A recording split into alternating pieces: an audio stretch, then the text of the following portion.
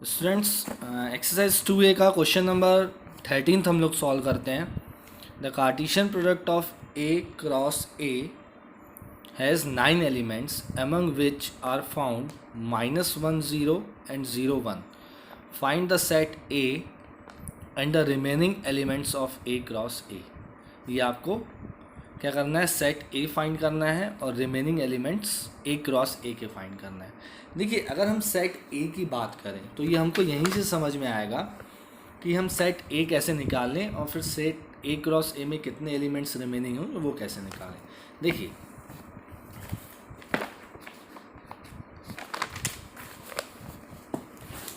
हमको दिया हुआ है कि Cartesian product of A cross A has 9 elements.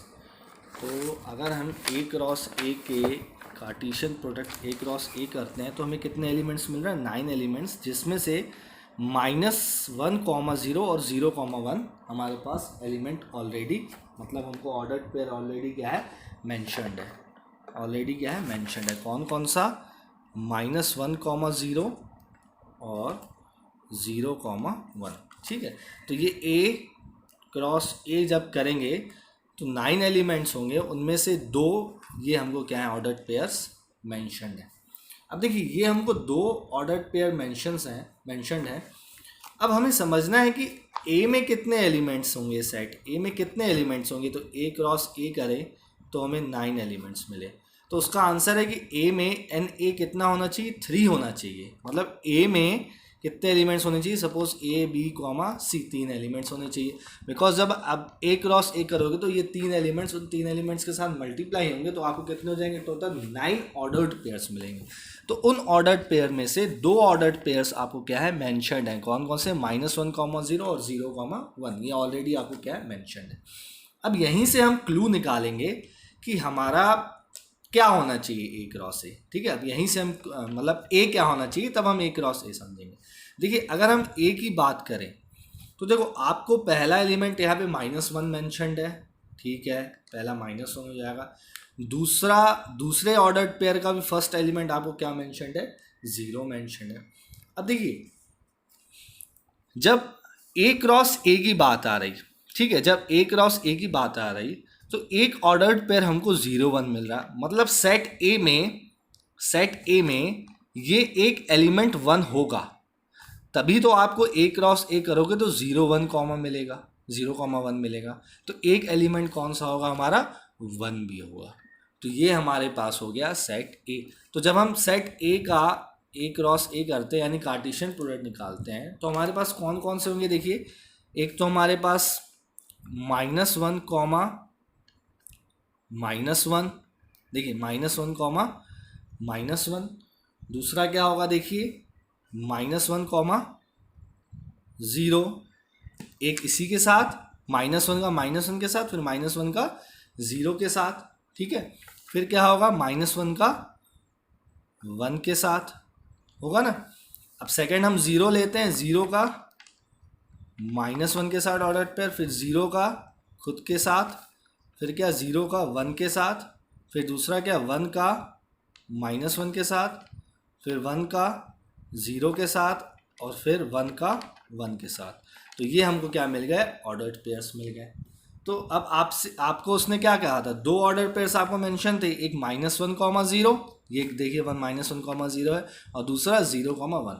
बचे हुए हमारे क्या हो जाएंगे, ऑर्डर्ड पेयर्स हो जाएंगे. तो देखिए, आप यहाँ पे 9 है कि नहीं है, हैं, बिल्कुल है, 9 हमारे पास है.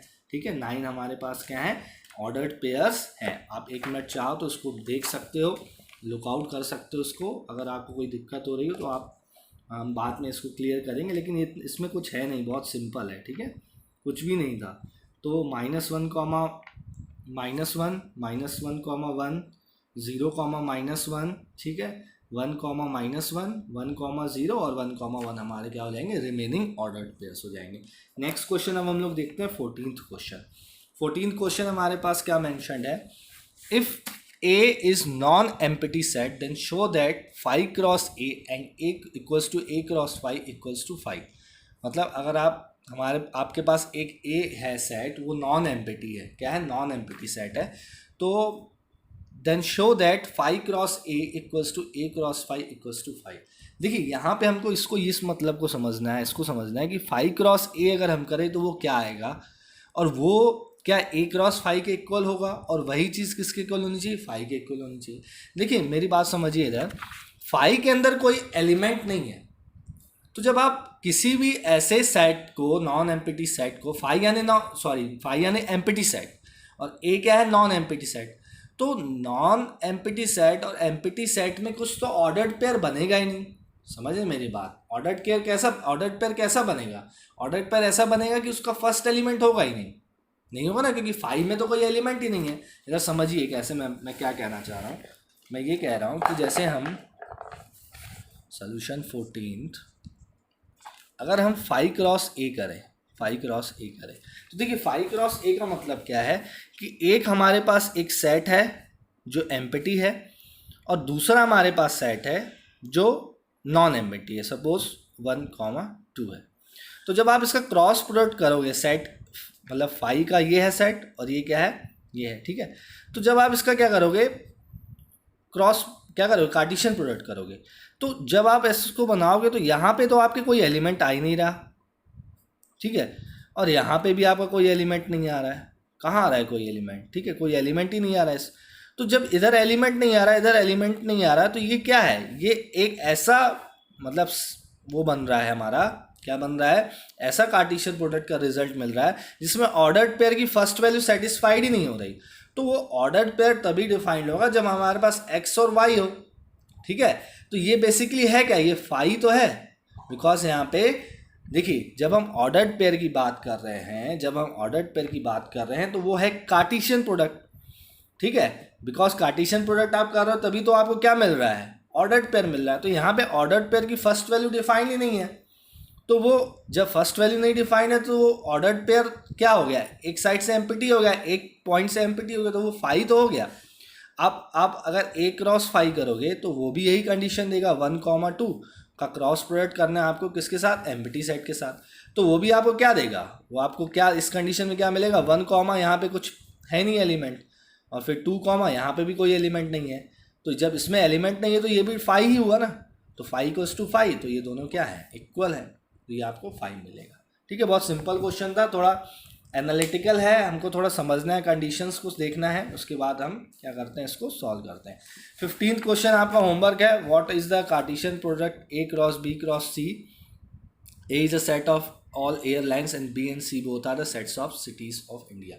देखिए यहाँ पे क्या होगा, एयरलाइंस क्या होंगी, कई सिटीज़ में क्या करेंगे, लैंड करेंगी, ठीक है। तो आपको क्या बताना है कि Cartesian product A cross B cross C बताना है।